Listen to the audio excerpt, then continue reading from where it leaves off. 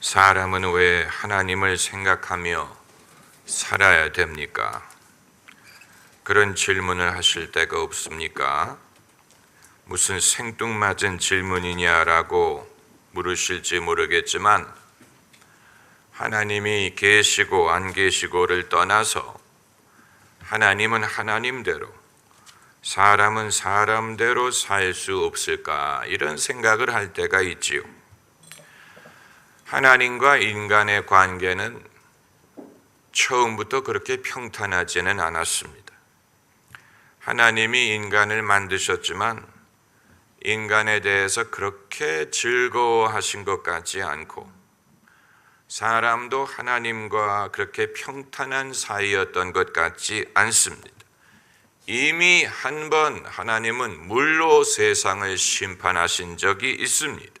그게 노아의 홍수입니다. 얼마나 인류에게 실망을 하셨으면 물로 심판을 하셨겠습니까? 그러나 그 심판이 끝난 후에도 하나님과 사람의 관계가 그렇게 평탄했던 것 같지 않습니다. 영화 이중 간첩, 이런 영화를 보면 북한에서 위장 기순한 스파이에 대한 스토리를 다루고 있는데 한석규 씨가 그 스파이 역을 맡았습니다. 대한민국에 잘 정착한 것처럼 보이지만 얼굴이 그렇게 밝지 않습니다. 그를 맡아 감독하는 중앙정보부의 한 관리가 이런 질문을 던집니다. 너 남쪽에 와가지고 좋다고 생각한 적이 있냐? 그랬더니 한석규 씨가 잠시 생각하다가 이렇게 대답합니다. 실내 야구장에 간 것이 좋았습니다. 공이 튀어나오면 치는 거를 말하는 거냐? 그러니까 위장 귀순에서 적응한 것처럼 보이지만 실제로 즐거웠던 경험은 한 번밖에 없었다는 얘기를 하는 것인데, 마찬가지로 하나님이 당신의 형상대로 인간을 창조하신 후에 하나님이 기뻐하신 적이 몇 번이나 있었을까 궁금하게 생각이 됩니다. 단 한 번 하나님이 인간에 대하여 당신의 기쁨을 아낌없이 표시하신 적이 있습니다. 그때가 언제인지 아십니까? 예수께서 요단강에서 세례를 받고 올라오실 때, 그때 하늘에서 말씀하시기를 이는 내 사랑하는 내 아들이라, 내가 그를 인하여 기뻐하노라. 거의 유일하게 하나님이 공개적으로 어떤 개인에 대하여 기뻐한다라고 공포하실 때가 그때였습니다. 그렇기 때문에 예수님이 마지막 아담이 되신 것이고 우리를 구원하실 수가 있었던 것입니다. 그러나 예수님 이외에는 하나님이 특별히 누구에 대해서 기뻐하셨다라고 말씀하신 적이 있는지 알 수 없습니다. 하나님과 인간의 관계는 선생님과 학생, 코치와 선수, 엄한 아버지와 아버지를 무서워하는 아들과도 비슷해서 늘 어색하고 어렵고 그렇다고 외면할 수 없는 관계인 것입니다. 그렇기 때문에 우리는 이런 질문을 가질 때가 있는 것입니다. 하나님은 왜 우리의 일에 관심을 가지고 우리의 일에 간섭하기를 원하시고 우리가 당신에게 관심 갖기를 원하시는가? 그래서 하나님이 얻으시는 것이 무엇인가? 하나님은 왜 우리의 삶에 간섭하기를 원하시는가? 그것이 하나님에게 필요한가? 하나님은 하나님대로, 사람은 사람대로 살 수 없었다는 말인가? 그러나 대부분의 사람들은 거기까지 생각할 여유를 얻지 못합니다. 전쟁터에는 무신론자가 없다고 한 것처럼 중환자실에도 무신론자가 없습니다. 인생의 다급한 문제가 다가오면 사람은 이제까지의 모든 생각을 접어버리고 하나님을 찾습니다. 그런 의미에서 실존이 본질보다 앞섭니다. 사람이 머릿속으로 납득을 하기 때문에 하나님을 믿기보다는 실존적인 필요 때문에 하나님을 찾습니다. 그런데 그렇게 하나님을 믿게 되더라도 사람이 왜 하나님을 생각하고 살아야 되느냐 하는 질문에 흡족한 답을 얻은 것은 아니기 때문에 만일 그 위기가 떠나가고 나면 하나님을 더 이상 찾지 않을 수 있습니다.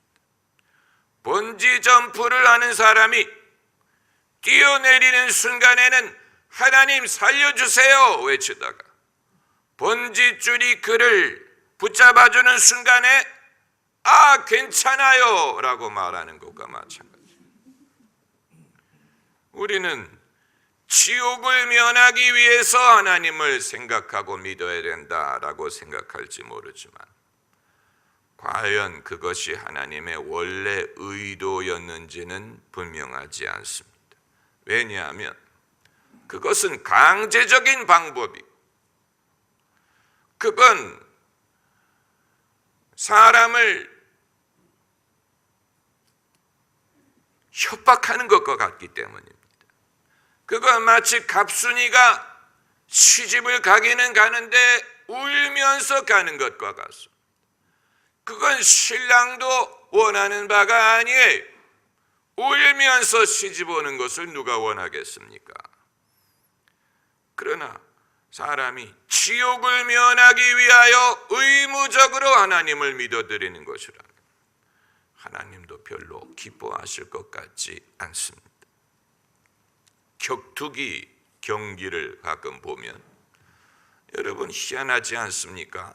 사람을 개처럼 울타리 속에 집어넣고 누가 항복할 때까지 피를 흘리며 싸우게 하는 완전 현대판 글래디에이터가 따로 없습니다.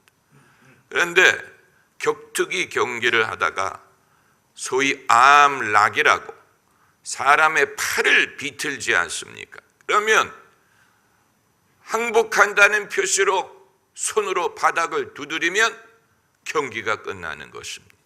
팔을 비트니까 항복을 할 수밖에 없는 것인데 사람이 그런 식으로 하나님이 사람의 팔을 비틀어서 사람이 항복할 수 없다, 항복할 수밖에 없는 것이 된다면 그건 사람에게도 즐겁지 않고 하나님에게도 즐겁지 않고 인간의 그 무한한 역사를 통하여 인간은 별로 배운 것이 없다는 말이 되는 것이고 하나님도 별로 이루신 것이 없다는 말이 되는 것이고 그럴 바에야 오래전에 하나님이 이것을 끝내는 것이 나을 수도 있었을 것이라는 말이 되는 것입니다. 그럼 왜 사람은 하나님에 대하여 생각할 수밖에 없느냐? 이건 우리가 곰곰이 생각할 필요가 있는데 가장 당연한 이유는 하나님이 계시기 때문이에요. 오늘 본문에 하나님이 모세에게 답하시기를 나는 스스로 있는 자니라 라고 말씀하셨습니다. I am that I am. 나는 스스로 있는 자니라. 하나님은 어떤 분이시냐? 계시는 분이에요. 하나님이 계시기 때문에 인간은 하나님을 생각하지 않을 수 없습니다. 하나님이 계시기 때문에 사람은 하나님에 대해서 생각을 하게 됩니다. 과거의 철학자들이 긍정적으로 하나님의 존재를 증명하려고 할 때 인간이 하나님에 대해서 생각한다는 사실이 하나님이 계시다는 것을 증명한다라고 말했어요. 그것을 소위 ontological proof, 존재론적인 증명이라고 불렀는데 그 논리가 얼마만큼 설득력이 있는지는 모르겠지만 방에 누가 같이 있으면 우리가 그 사람을 느끼는 것과 마찬가지입니다. 아무 말을 안 하고 있어도 누가 같은 방에 앉아 있으면 그것이 체온 때문에 느끼는 것인지 심장의 박동 소리를 우리가 듣는 것인지는 모르겠지만 누군가가 이 방에 있다는 것을 느끼지요. 나는 못 느낍니다. 나는 하나님이 계신지 못 느낍니다 라고 말하는 사람도 자기가 하나님을 못 믿는다, 자기는 하나님을 못 믿는다라고 말하는 것 자체로 하나님에 대해서 말을 할 수밖에 없다는 사실. 믿든지 안 믿든지 하나님에 대해서 생각을 할 수밖에 없다는 사실은 인간은 하나님을 긍정적으로나 부정적으로나 생각하는 존재라는 것을 보여줍니다. 다만 감사하고 하나님을 기뻐하는 사람도 있고 원망하고 탓하는 차이가 있는 것뿐이죠. 이렇게 하든 저렇게 하든 사람은 하나님을 생각합니다. 하나님을 믿고 따르는 사람이 있고 난 하나님이 없는 것 같다라고 생각하는 차이가 있더라도 그럼에도 하나님에 대해서 생각하는 것입니다. 다만 긍정적으로 생각하느냐 부정적으로 생각하느냐 하는 차이가 있는 것이지요. 사람이 불신에서 신앙으로 넘어오는 것은 수은주가 영하에서 영상으로 올라오는 것과 비슷합니다. 그러니까 하나님이 전혀 느껴지지 않고 내 마음이 냉담하다가 점점 수은주가 올라와서 하나님을 느끼게 되고 마치 엠마오 도상에서 제자들의 마음이 뜨거워졌던 것처럼 하나님의 임재가 내게 뜨겁게 다가오는, 그러니까 수은주가 영하에서 영상으로 올라와야 됩니다. 냉담한 심령, 차가운 심령, 무관심한 심령에서 하나님을 느끼고 하나님이 점점 더 가까이 다가오시는 것을 경험하는 것, 그것이 신앙인의 성장이에요. 할렐루야. 그리고 또 왜 사람은 하나님을 생각할 수밖에 없느냐?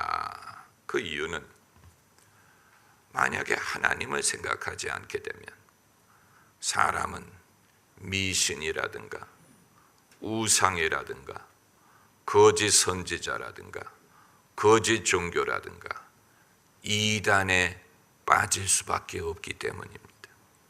하나님이 없이 사람이 살 수 없습니다. 하나님을 대신할 만한 것을 찾습니다. 그것은 미신, 우상, 거짓 선지자, 거짓 종교, 이단으로 빠집니다. 이것은 위험한 일이에요. 하나님을 떠나가면 인간은 목자를 떠난 양과 같아서 늑대와 이리의 위협에 노출이 됩니다. 주인이 없는 인간, 남편이 없는 여자와 같습니다. 위험에 노출이 됩니다. 사기를 치려고 합니다. 미혹에 노출이 됩니다. 이와 같은 위험은 우리 주변에 늘 있습니다. 젊은이들이 모이는 장소를 가보면 빠지지 않고 있는 것이 뭔지 아세요? 점 보는 집이. 무슨 연애운, 재물운 봐줍니다. 여러분, 이것이 미신과 우상이 우리에게 늘 유혹하는 바예요. 하나님을 알지 못하는 사람이 이러한 유혹으로부터 얼마만큼 자유해질 수 있겠습니까? 거짓 종교에 빠져서 자신의 재물을 다 바치고 자신의 인생의 귀중한 나를 다 바치는 사람들이 얼마나 많은지 안다면 사람이 하나님을 제대로 아는 것이 얼마나 큰 축복이라는 것을 깨닫게 될 것입니다. 그리고 또 왜 사람은 하나님을 생각할 수밖에 없느냐? 이것은 역설적이지만 하나님이 아니면 사람은 자신이 어떤 존재인가를 알지 못합니다. 오늘 본문에서 모세가 하나님에게 내가 누구간데 바로에게 갑니까? 내가 누굽니까?를 자기 자신에게 묻지 않고 하나님에게 물었던 것과 같습니다. 하나님은 아르키메데스의 지렛대와 같습니다. 지구를 움직이기 위해서는 지구 바깥으로 나가야 되는 것처럼 사람이 자신을 이해하기 위해서는 자기 바깥에 계신 하나님이 필요합니다. 하나님이 없다면 인간은 자기 자신이 어떤 존재인가를 알 수가 없고 자기 자신을 짐승으로 여기고 남도 짐승처럼 취급하게 될 것입니다. 남의 얘기가 아니에요. 나치 정권은 국민 중에 유태인, 집시, 동성연애자, 정신지체야, 신체장애인 이 모두를 말살하려고 했다는 사실을 아십니까? 왜냐하면 그들이 생각하기에는 우수한 민족이 되려면 유전자적으로 우수함을 방해할 만한 사람을 제거해야 된다고 믿은 것입니다. 인간이 어떤 존재냐에 대해서 잘못 알고 있었더니 이처럼 인간은 남에게 괴물과 같은 존재가 될 수 있는 것입니다. 우리는 끊임없이 괴물 영화라든가 괴물에 집착을 하는데 누가 괴물인지 아세요? 인간이 괴물이에요. 인간이 남에게 괴물과 같은 존재가 되는 것입니다. 하나님이 없다면 인간에게 제일 무서운 존재는 인간이에요. 모세가 하나님께 내가 누구간데 라고 여쭈었을 때 하나님이 내가 너와 함께 하리라. 하나님이 우리와 함께 하시는 것을 경험함으로 우리는 나는 귀중한 존재다. 값진 존재다. 사랑받는 존재다. 그리고 남들에 대해서도 저들이 지위 고하를 막론하고 저들도 귀중한 존재다. 이것을 알 수가 있는 것입니다. 그리고 또 왜 사람은 하나님에 대하여 생각할 수밖에 없느냐? 이것은 사실 잘못된 질문이에요.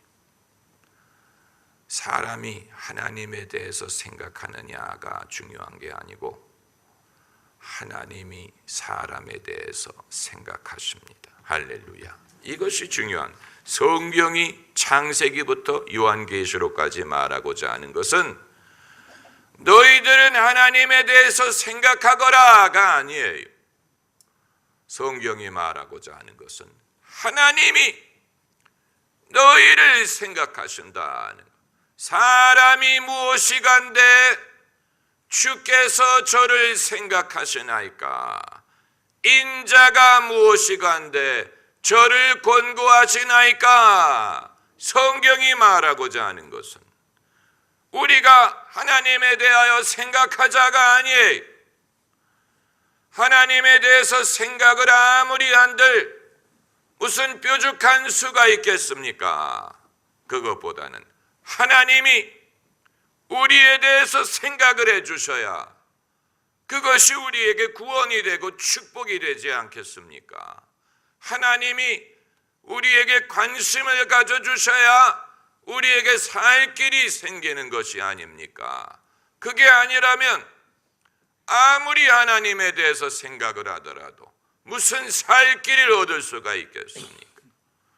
모세가 하나님을 찾기 위하여 시내산에 올라간 게 아니고 하나님이 산에 올라온 모세를 부르신 것이, 찾으신 것이, 모세야, 모세야. 하나님이 모세를 부르신 것이지 모세가 하나님을 찾기 위하여 산에 올라간 게 아니에요. 산이 들보다 더 거룩한 게 아니에요. 어디에서 하나님이 만나 주셨느냐 하는 것은 중요하지 않아요. 베델 돌베개 베고 잔 데에서 만나 주실 수도 있고 광야에서 만나 주실 수도 있고 그건 하나님은 어디에든지 계시기 때문에 신령과 진정으로 예배하는 자를 찾으신다라고 했어요. 어디에 가야 만나느냐가 중요한 게 아니고 하나님이 모세를 찾아오시고 부르셨다는 것이 중요한 것입니다. 그리고 하나님이 괜히 부르신 것이 아니고 인간에 대한 당신의 뜻을 보여주셨어요. 위대한 것입니다. 세상에는 남의 마음을 읽을 줄도 알고 미래를 점칠 줄도 알고 무슨 초능력 같은 무슨 염력 같은 남의 비밀을 볼 수 있고 그런 능력이 있는 사람이 있다고 하지만 하나님으로 말미암는 예언은 그런 성격이 아닙니다. 그런 초능력이 있는 사람 치고 그를 향한 하나님의 계획을 말했다는 말은 들어본 적이 없어요. 하나님의 섭리에 대해서 말했다라고 들어본 적이 없어요. 예언은 남의 숨겨진 비밀을 말하는 능력이 아니에요. 예언은 인간에 대한 하나님의 말씀을 대언하는 것입니다. 인간을 향한 하나님의 말씀 속에는 그들에 대한 계획이 들어있고 약속이 들어있고 하나님의 선하심이 나타나고 그들을 구원하려는 하나님의 의지가 담겨져 있습니다. 만약에 그 말씀을 들은 적이 없다면 그건 하나님의 말씀을 들은 게 아니에요. 모세에게 하나님이 나타나신 이유는 내가 애굽에 있는 백성의 고통을 정녕 보고 내가 그들을 애굽인의 손에서 구원하여 젖과 꿀이 흐르는 땅으로 인도하여 내게 위한 것이었어요. 그 목적으로 모세를 부르신 거예요. 모세 자신에게 복을 주기 위해서 부르신 게 아니에요. 모세를 사용해서 그 백성을 구원하기 위하여 모세를 부르신 것입니다. 이것이 하나님의 말씀의 성격이요, 하나님이 역사하시는 방법이요, 이것이 하나님의 속성이요. 당신의 말씀에서 하나님이 어떠한 분인가를 알 수가 있고 거기에 하나님의 사랑과 관심과 의지와 능력과 긍휼과 하나님의 신실하심이 담겨져 있습니다. 할렐루야. 기도하십시다.